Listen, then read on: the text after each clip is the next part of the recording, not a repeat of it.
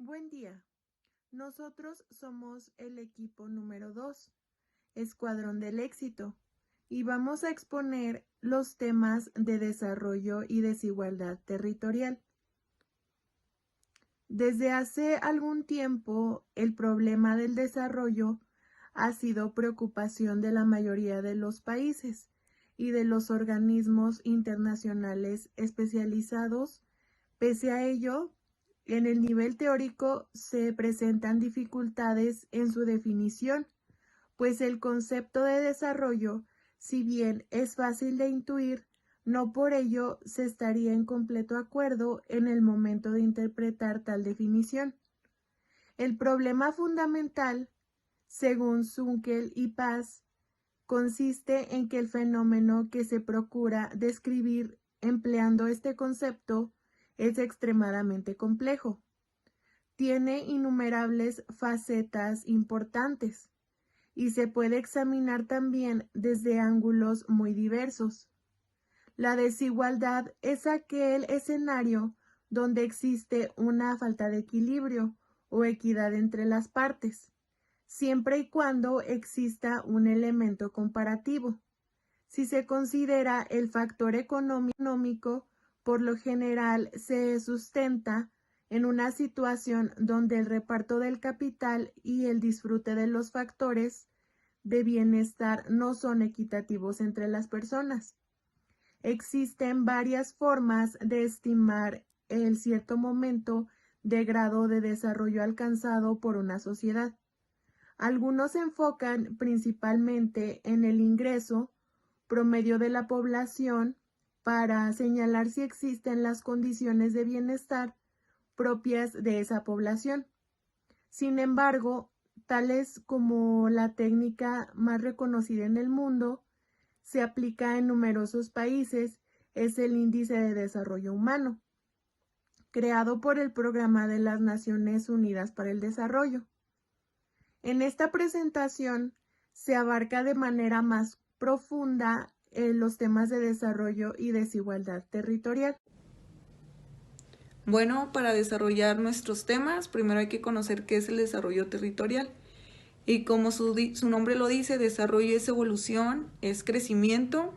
Entonces, con aportaciones sociales, ya sean grupales o individuales, pues vamos creando un entorno que puede ser factible para el crecimiento del país. Por ejemplo, puede ser económicos, políticos, sociales, todo esto con el único fin de poder tener un mejor desenvolvimiento en nuestras actividades cotidianas. ¿Cuándo hay un desarrollo territorial? Pues cuando las necesidades de una sociedad o de un individuo son satisfechas cumpliendo con los gastos razonables de los recursos. Pueden ser económicos, políticos, sociales, geográficos, tecnológicos. Un ejemplo de un crecimiento tecnológico. Un ejemplo puede ser las vacunas. Son grandes aportaciones que a todos nos ha beneficiado de cierta forma. También puede ser las aportaciones económicas, las grandes inversiones que otras personas extranjeras han invertido en nuestro país.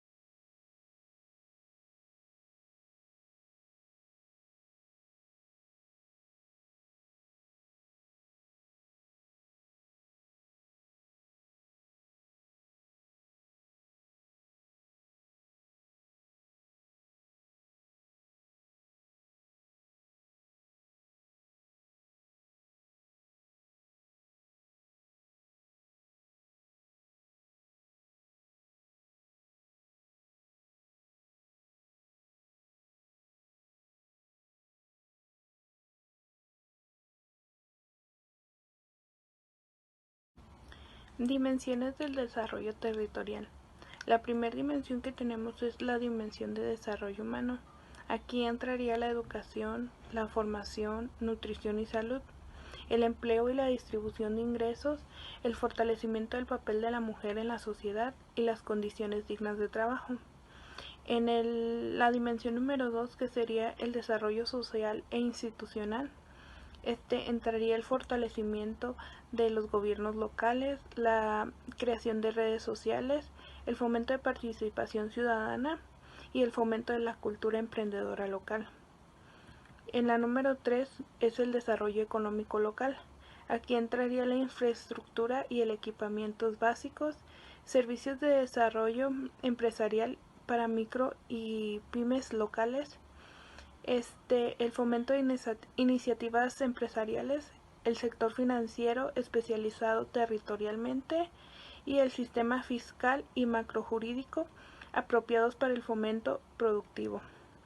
En la número 4, que sería la última, sería el desarrollo ambiental.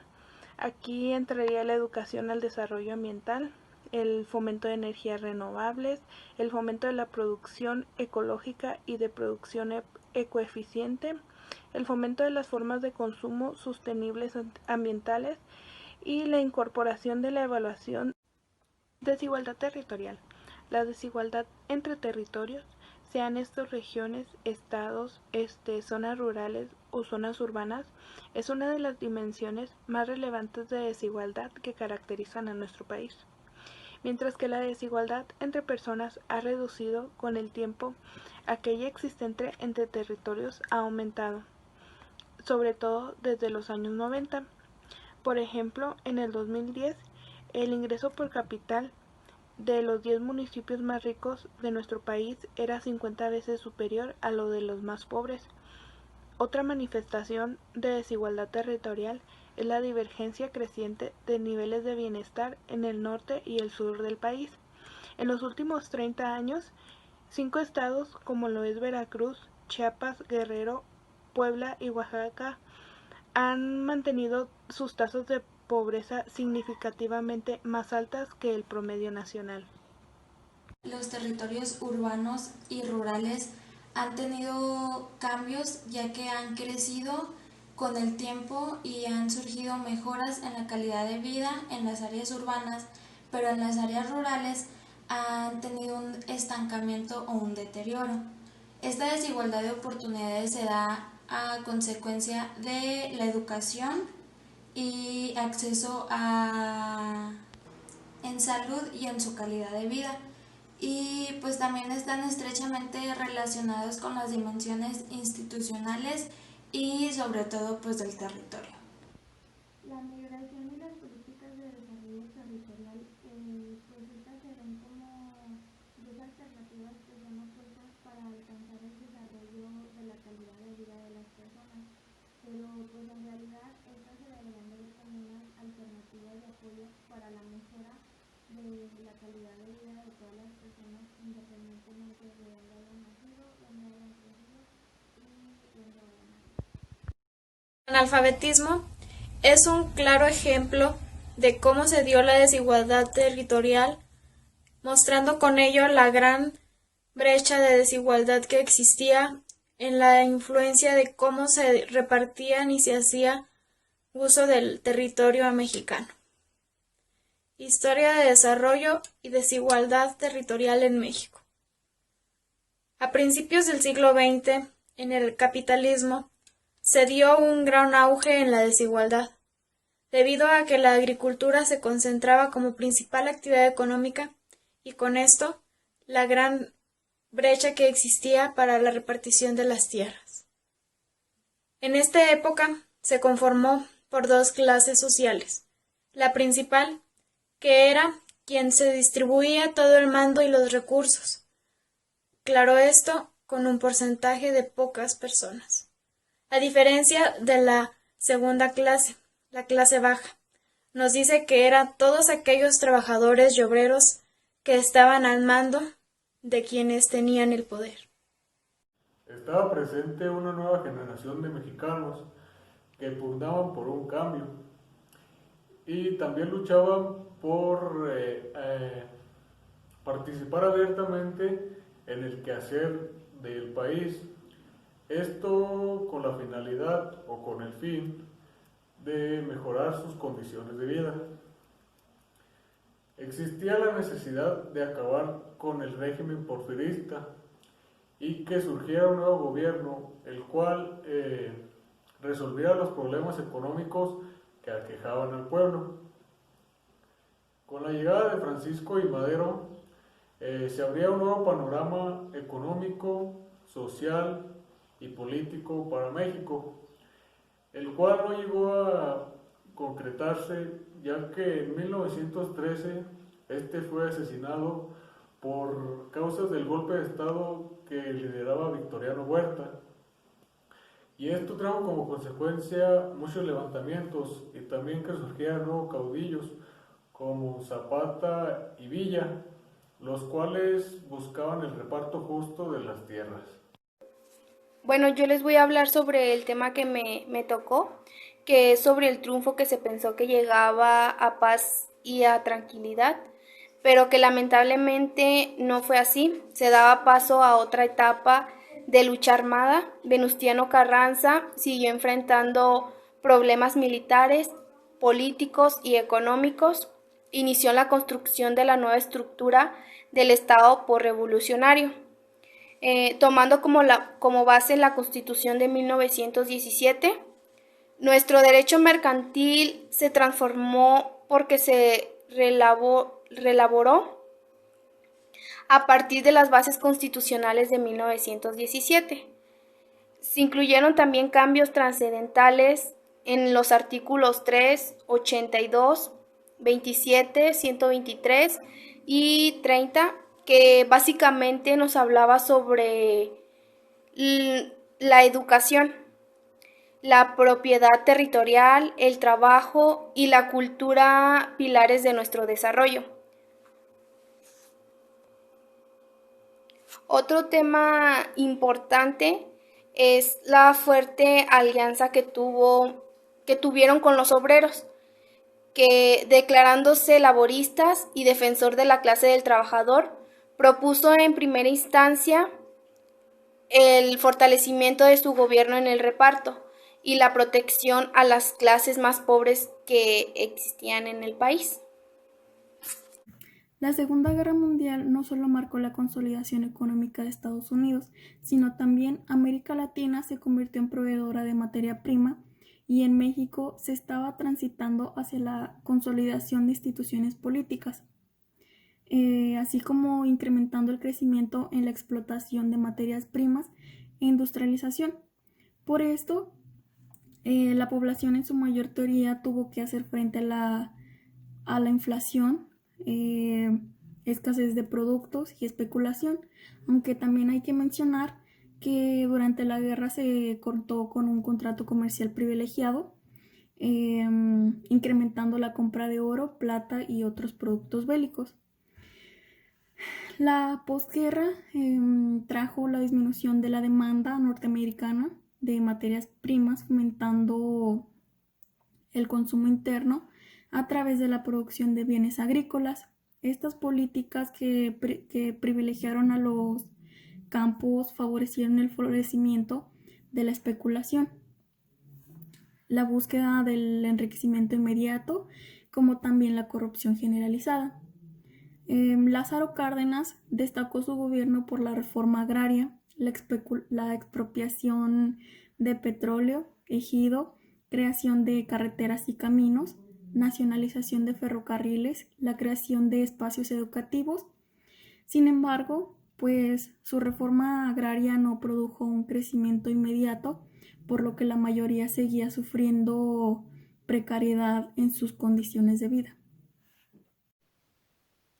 A lo largo de la historia, México ha vivido un profundo cambio social que ha pretendido reformar la desigualdad y ha significado un encuentro entre las diferentes clases que han exigido una mejor distribución de la tierra y de la riqueza.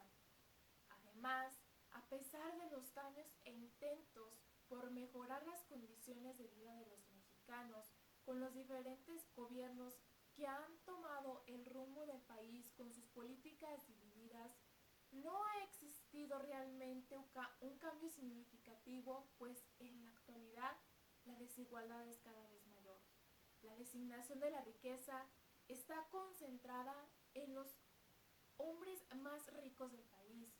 La pobreza y la desigualdad son relegados a un segundo término, ya que los intereses reales de nuestro gobierno es el de encaminar al país a un crecimiento económico, sin llegar nunca a alcanzar un desarrollo social. Entonces, México, siendo un país con grandes recursos, seguirá vendiendo a su nación en beneficio de muy pocos, abandonando y desprotegiendo a la población más vulnerable, destinándolos a la pobreza y a la miseria. Como conclusión, podemos decir que no se necesita ser un genio de la regionalización para darnos cuenta del desarrollo desigual y acumulativo que hay entre las regiones del país, pero sí debemos de recalcar el hecho de que esta desigualdad se profundiza día a día, lo que ha incrementado la desigualdad territorial entre centros dominantes y locales, ya que no es lo mismo el interior de entidades federativas como por ejemplo Durango que el municipio de Guadalupe Victoria. El desarrollo territorial nos permite recuperar esa mirada específica de los procesos sociales y económicos que ocurren en cada territorio y nos saca de esas estrategias universales que no conducen a nada positivo y que esa aplicación o esa copia de estrategias en diferentes territorios han sido el origen de varios problemas que han empeorado las situaciones iniciales que se querían corregir. Cuando hablamos de desarrollo territorial endógeno, estamos diciendo que el desarrollo del territorio necesita como motor de cambio actores locales, ya sea en temas sociales, económicos, políticos, culturales, que impulsen la estrategia de desarrollo en el territorio. El desarrollo territorial es local con respecto a un global y siempre es multinivel en las escalas nacionales, regionales, departamentales, interdepartamentales y municipales. El desarrollo local es un proceso endógeno, es un proceso de creación de capacidades locales para que esos actores generen autonomía que les permita un desarrollo del territorio.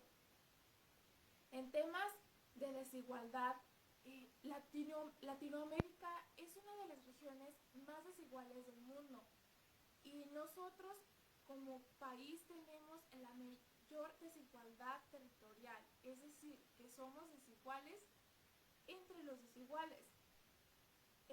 Lo que había mencionado que la desigualdad se mide con el coeficiente de Gini, esto se da solo en temas económicos. Sin embargo, hay un gran número de desigualdades como la social, la educativa o de género, entre otras. En nuestro país, el acceso a la educación de calidad, a la alimentación y a los servicios de salud es completamente diferente de una persona de clase social alta a una baja, lo que quiere decir que en nuestro país no hay igualdad de oportunidades. La desigualdad en México es uno de los factores que más afecta a la vida política y social. Y lo importante es que sí hay soluciones a esa desigualdad extrema. Y lo que falta es la voluntad política para adaptarlas a nuestra realidad. Somos la economía número 15 del mundo, lo que quiere decir que México no es un país pobre, sino un país desigual.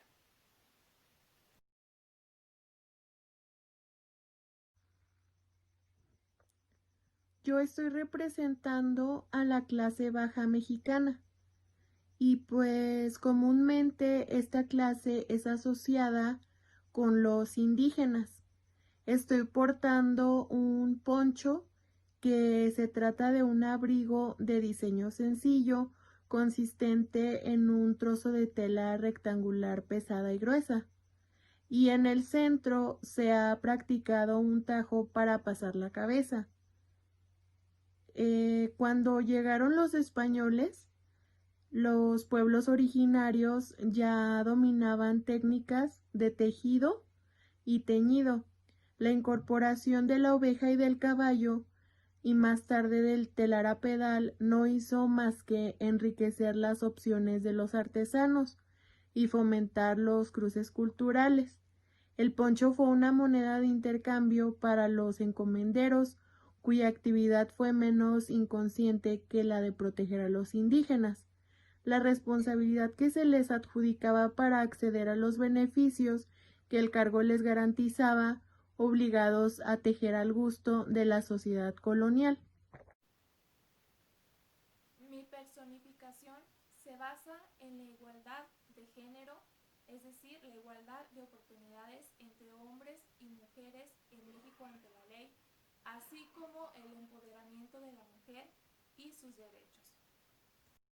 Personificación consiste en representar a una mujer perteneciente a la clase alta, quien concentraba las mayores cantidades de dinero y hacían disminuciones entre las personas de clase baja. Estoy representando a los presidentes de México, ya que, pues, evidentemente México es uno de los países con mayor desigualdad tanto social como económica en el mundo, y resaltan los presidentes ya que estos tienen muchos privilegios, como por ejemplo tienen un salario muy elevado, les cubren algunos gastos como los gastos alimenticios, viáticos y pues tienen apoyo secretarial.